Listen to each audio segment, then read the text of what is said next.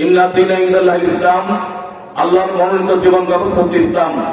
এই ইসলাম যেমন আমরা মসজিদে পালন করব, ঠিক তেমনি সুন্নাত তরিকায় একদম ইসলাম দিয়ে রাষ্ট্র পরিচালনার প্রশিক্ষণ আমরা আজকে তাফসীরুল কোরআন মাহফিল থেকে নিব। এটাই আজকের বাস্তবতা। ঠিক সম্মানিত হাজিরিন, আমাদের মুসলিম মিল্লাতের জন্য, বাংলাদেশের সমস্ত মুসলমানদের জন্য আগামী বাংলাদেশ গড়ার ক্ষেত্রে জাতীয় সংসদের সামনে নির্বাচন একটি ঐতিহাসিক ভূমিকা রাখার মতো নির্বাচন।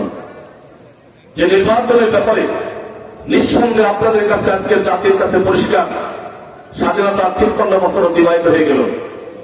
আমরা নিয়মতান্ত্রিক প্রক্রিয়া সমস্ত নেতৃত্বকে ক্ষমতা দিয়েছি।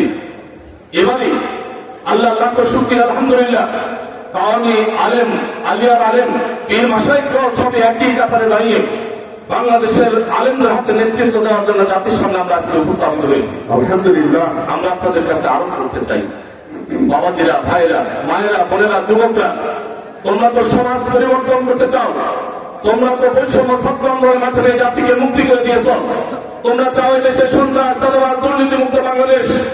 অতএব তোমাদের আগামী দিনের নির্বাচনের ক্ষেত্রে সবচেয়ে বড় মুখ্যম ভূমিকা হচ্ছে যুব সমাজের।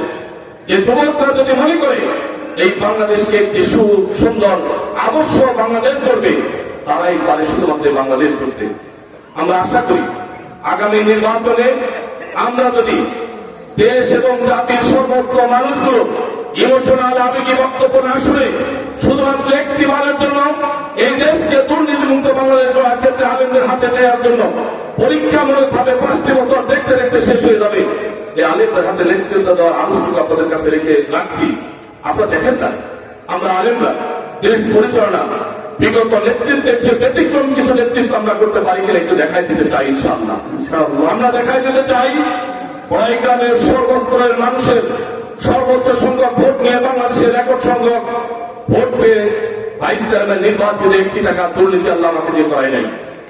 আমরা বৈষম্যহীন ভাবে যতটুকু উন্নয়ন করেছি, মানসম্মত ভাবে উন্নয়ন করেছি।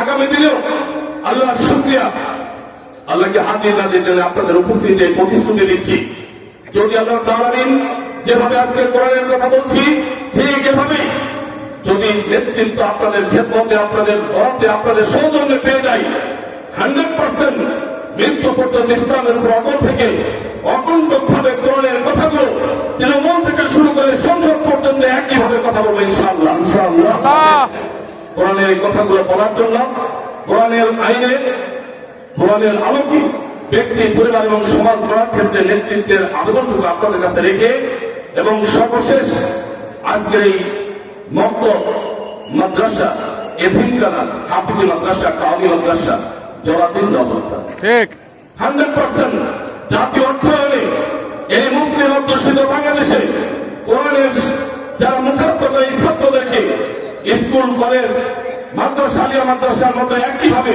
আধুনিক শিক্ষার মানে নিয়ে আসতে হবে, তার সময়ের দাবি। এটা আনতে হলে ওলামাদের হাতে নেতৃত্বের বিকল্প কোন রাস্তা নেই। আসুন না আমরা সেই নেতৃত্বের দিকে ধাবিত হয়ে আগামী দেশ মক্তব, মাদ্রাসা, হাফিজি, কাওমি, জেনারেল শিক্ষার পাশাপাশি গড়ে উঠবে। একজন হাফেজ ডাক্তার হবে, একজন হাফেজ ইঞ্জিনিয়ার হবে, একজন হাফেজ বড় সাহিত্যিক হবে, কবি হবে, একজন হাফেজ গোটা দেশের নেতৃত্ব নেওয়ার জন্য প্রস্তুত হবে। ওই আজকের গোটা পৃথিবীর তুরস্কের যে দোকান কোরআন হাফেজ প্রেসিডেন্ট, আমরা আশা করি আগামী বাংলাদেশে কোরআনের হাফেজরা বাংলাদেশের প্রেসিডেন্ট হয়ে এদেশে ইসলামের খেদমত করার সুযোগ এসেছে। সেই সুযোগ আপনাদেরকে কাজে লাগানোর উদারতা আহ্বান জানিয়ে দোয়াতে কথাগুলো শেষ করছি। সবার সর্বাঙ্গীন মঙ্গল কামনা করি। সবার কাছে আবারও দোয়াতে সবার জন্য দোয়া করে আমি আমার কথা শেষ করলাম। আলহামদুলিল্লাহ আলামিন। সুবহানাকাল্লাহুম্মা ওয়া বিহামদিকা আশহাদু আল্লা ইলাহা ইল্লা আনতা আস্তাগফিরুকা ওয়া আতুবু ইলাইক। লা হাওলা ওয়া লা কুওয়াতা ইল্লা বিল্লাহ। আসসালামু আলাইকুম ওয়া রাহমাতুল্লাহি ওয়া বারাকাতুহু।